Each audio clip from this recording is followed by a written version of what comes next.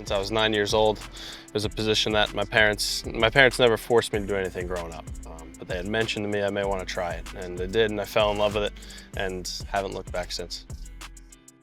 Being involved in every play at a young age, that's what made me hooked, and then now doing it as a job, it's much different than what I thought it was. It's a lot more busy, but I've learned to love that part of it.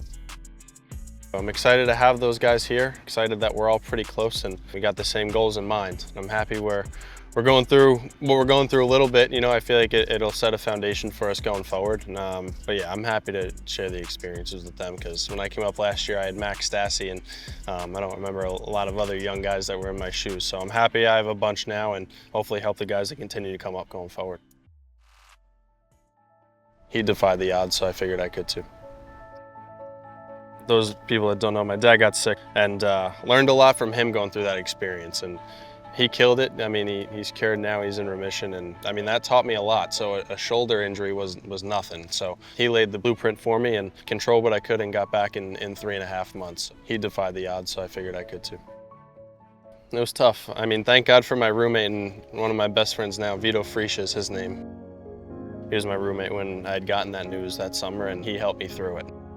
I wouldn't be here without him. I love V, and he helped me a lot, and I still talk to him this day, and I'm really grateful he was by me.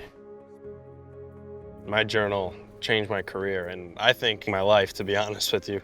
My mental strength coach with the Phillies in 2018 had given me the idea and to start doing it, and I didn't really know how to, but come to learn that there's not a way how to do it. So I write about it almost every single day. I have a couple different stuff for baseball and then off the field stuff. It's a game changer. It helps me get my thoughts out. It helps me rewire different things and approach different situations the way I want to. So it keeps me in line, and I'm really grateful I have that tool, and I'm going to do it for quite a while. I learned a lot when I was hurt.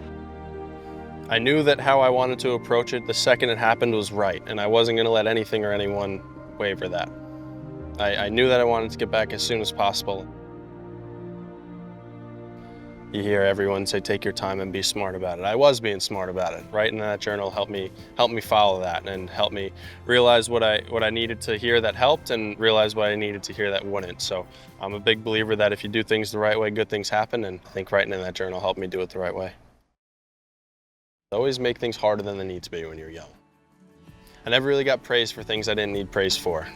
I needed things to be harder than what they were, because then when you go do it in the game, it's not as difficult as it needs to be, you know? So I feel like practice was always harder. My coaches and the people around me always challenged me a little bit harder than they would if I was in the game, and demanded a little bit more out of me, and I think that really helped going forward, and that's something I still believe in now. I mean, the off season isn't time off for me. It's time to make things hard and really work on things you need to work on. So that's my advice to the young kids is, if it's easy, then you may have to change a few things up.